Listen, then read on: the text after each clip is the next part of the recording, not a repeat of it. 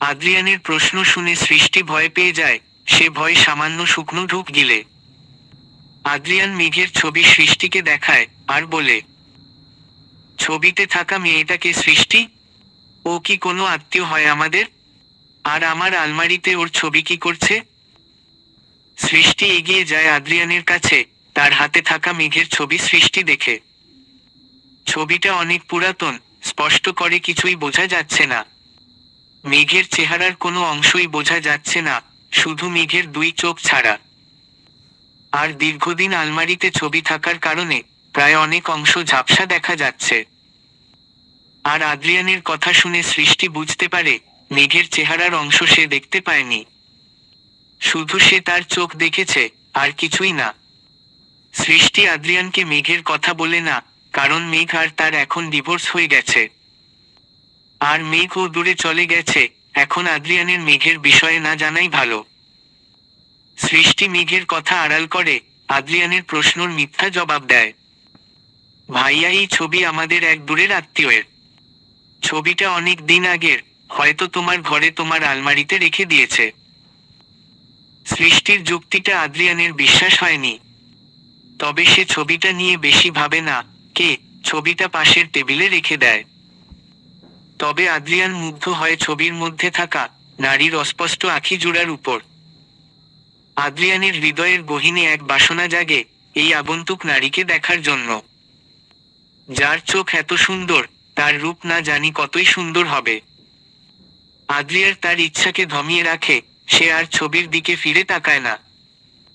সৃষ্টি এতক্ষণ আদ্রিয়ানকে আনমনে কিছু ভাবতে দেখে প্রশ্ন করে উঠে, ভাইয়া, হঠাৎ করে কি এমন ভাবনায় ডুবে গেলে তুমি? নিচে চলো, আম্মু ডাকছে তোমাকে খাবার খাওয়ার জন্য। সৃষ্টির কথা শুনে আদ্রিয়ান ঘর থেকে বের হয়ে আসে। আদ্রিয়ান সৃষ্টির সাথে দুপুরের খাবার খাওয়ার উদ্দেশ্য রুম থেকে বের হয়ে যায়।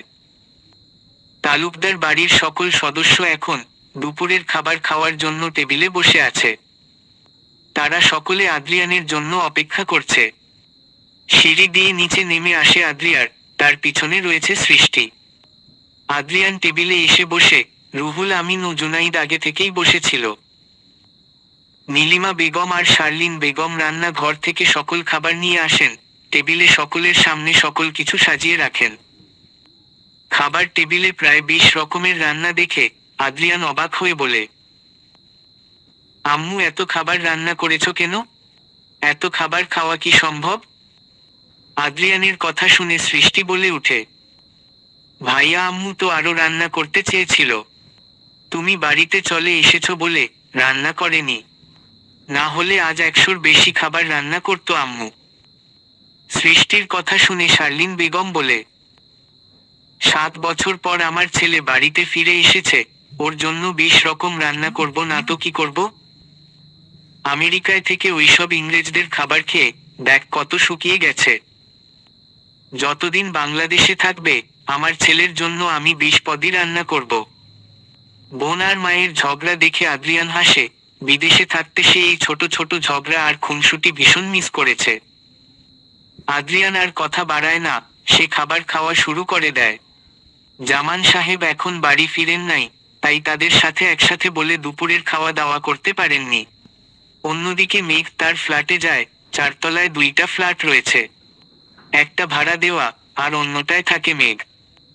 মেঘের অপরের ফ্ল্যাটে থাকে মধ্যবয়স্কী একজন মহিলা, তার স্বামী, আর তাদের একমাত্র মেয়ে আবিহা। আবিহা এখন জাতীয় ভার্সিটিতে পড়াশোনা রয়েছে, তার পড়াশোনা প্রায়ই শেষের দিকে। মেঘ দরজা খুলে তার ফ্ল্যাটে প্রবেশ করে। ফ্ল্যাটটা বেশ বড়, আর ভীষণ পরিপাটি করে সাজানো। জামান সাহেব আগে থেকেই মেঘের প্রয়োজনীয় জিনিস ফ্ল্যাটে রাখার ব্যবস্থা করে রেখেছে। মেঘের ফ্ল্যাটটা পছন্দ হয়েছে, তবে চারদিকে কেমন জানি তার ফাঁকা ফাঁকা লাগছে। ভীষণ একাকিত্ব বোধ হয় মেঘের। তবে মেঘ তো সারা জীবন একাই ছিল, তার সঙ্গী তো কেউ কখনো ছিলই না। মেঘ দীর্ঘ শ্বাস ছাড়ে, এরপর তার ব্যাগপে নিয়ে ফ্ল্যাটের ভিতরে চলে যায়। ওয়াশরুমে গিয়ে ফ্রেশ হয়। দুপুরের খাবারের সময় হয়ে গেছে, আর প্রচুর ক্ষুধাও লেগেছে মেঘের। কিন্তু সে এখন কোথা থেকে খাবার পাবে? রান্নাঘরের দিকে এগিয়ে যায় মেঘ। যদি রান্নাঘরে বাজার রাখা থাকে তবে সিম্পল সাধারণ কিছু রান্না করে খেয়ে নিবে। রান্নাঘরে যাওয়ার আগেই মেঘের ফ্ল্যাটের দরজার বেল বেজে উঠে। মেঘ দরজা খুলে দেয়। দরজা খুলে দিতেই তার দিকে খাবারের বাটি এগিয়ে দেয় আবিহা। মেঘ প্রথমে আবিহাকে চিনতে পারেনি, পরে আবিহা তার পরিচয় দেয়। আবিহা বলে, আমার নাম আবিহা, তোমার পাশের ফ্ল্যাটে থাকি আমি। এখন দুপুরের খাওয়া সময়, তুমি হয়তো কিছু খাও না, তাই আম্মু তোমার জন্য খাবার পাঠিয়েছে। আবিহার হাতে খাবার দেখে মেঘ খুশি হয়ে যাক, তাকে এখন রান্না করতে হবে না। এত সময় জার্নি করে এসে তার রান্না করতে ইচ্ছা করছিল না। আবিহা যখন খাবার নিয়ে এসেছে তখন তাকে আর দুপুরে রান্না করতে হবে না। মেঘ আবিহাকে ধন্যবাদ জানায় এবং তাকে ফ্ল্যাটের ভিতরে আসতে বলে। তবে আবিহার জরুরি কাজ থাকায় সে আর ফ্ল্যাটের ভিতরে আসে না। আবিহা চলে যাওয়ার পর মেঘ খাবার নিয়ে ভিতরে চলে আসে। দুপুরের খাবার খেয়ে নেয়। আবিহার মায়ের রান্নার হাত অনেক খাবার, ভীষণ সুস্বাদু হয়ে খাবারটা।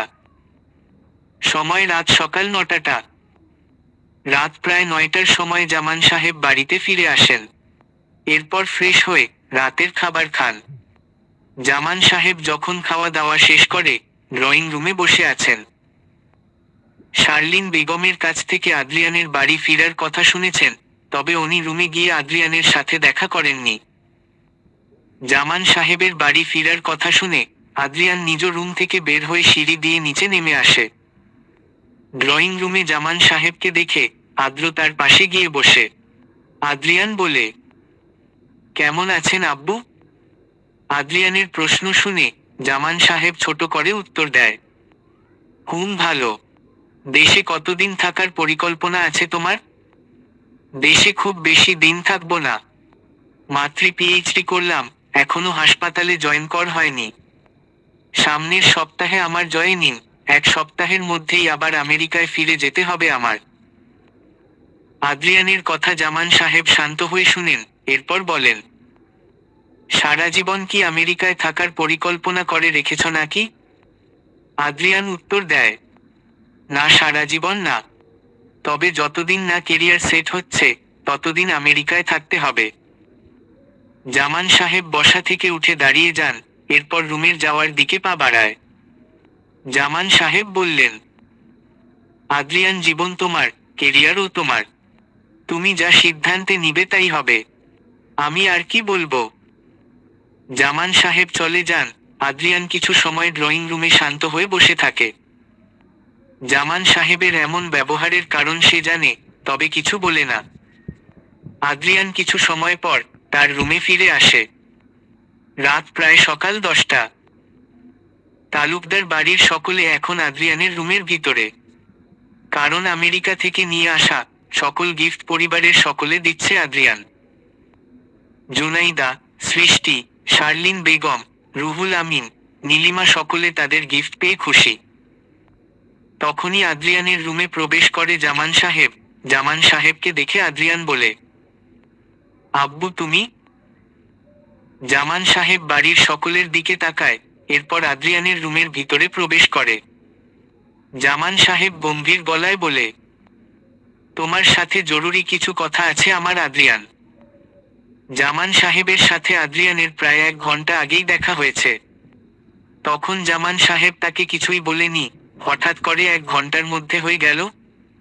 আদ্রিয়ান বলে, আব্বু বলেন, কি কথা? জামান সাহেব দেয়াল ঝুলন্ত আদ্রিয়ানের ছবির কাছে যায়।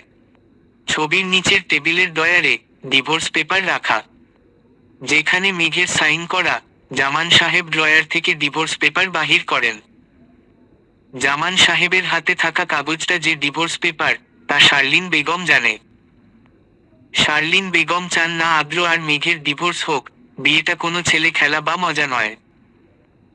আদ্রিয়ান যতই মেঘকে স্ত্রী হিসাবে না মেনে নিক, কিন্তু সত্যি এইটাই মেঘ তার বিবাহিত স্ত্রী। জামান সাহেব ডিভোর্স পেপার নিয়ে এগিয়ে আসেন আদ্রিয়ানের কাছে। মেঘ যে এখানে পেপার রেখেছে তা জামান সাহেব জানেন। জামান সাহেব বলে, এই নাও ডিভোর্স পেপার আদ্রিয়ান, তোমার বিদেশ থেকে ফিরে আসার অন্যতম শর্ত ছিল এই ডিভোর্স। ও, মেঘের নাম নেই না, আগের ডিভোর্স পেপারে সাইন করে বাড়ি ছেড়ে চলে গেছে।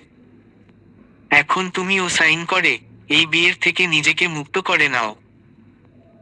আদ্রিয়ান ভাবে নাই জামান সাহেব তাকে ডিভোর্সের কথা বলবে। তবে সে খুশিই হয়, কারণ এই জোরপূর্বক বিয়ের থেকে মুক্তি চাই তার। আদ্রিয়ান ডিভোর্স পেপার হাতে নেয়, তার চোখ যায় সেখানে সাইন করে মেয়ের লেখার দিকে, যার নাম মালিহা। মেঘের সম্পূর্ণ নাম মালিহা জান্নাত মেঘ। তার বাবা তাকে ভালোবেসে মালিহা বা মেঘ উভয়ই নামেই ডাকত। স্কুল, কলেজ সহ জাতীয় আইডির সব জায়গায় মালিহা তার নাম, তাই মেঘ মালিহা নাম দিয়েই সাইন করেছে।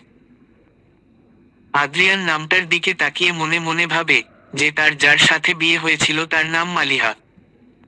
যদিও তাকে সে কখনো দেখেনি, আর দেখার ইচ্ছাও নাই তার। আদ্রিয়ান ডিভোর্স পেপার হাতে নেয়, জামান সাহেব তার হাতে কলম দেয়। শার্লিন বেগম কিছুতেই এই ডিভোর্স হতে দিবে না, অসম্ভব। তালুকদার বাড়ির বড় বউ মেঘ, একমাত্র মেঘের যোগ্যতা আছে এই তালুকদার বাড়ি আর তার ছেলেকে সামলানোর। শার্লিন বেগমকে কিছু একটা করে এই ডিভোর্স হওয়া থেকে আটকাতে হবে। আদ্রিয়ান ডিভোর্স পেপার টেবিল রাখে, এরপর নিচু হয়ে বসে সাইন করার জন্য কলম নিয়ে যায় পেপারের কাছে। আদ্রিজান কাগজে মেঘের পাশে তার সাইন কর। চলবে।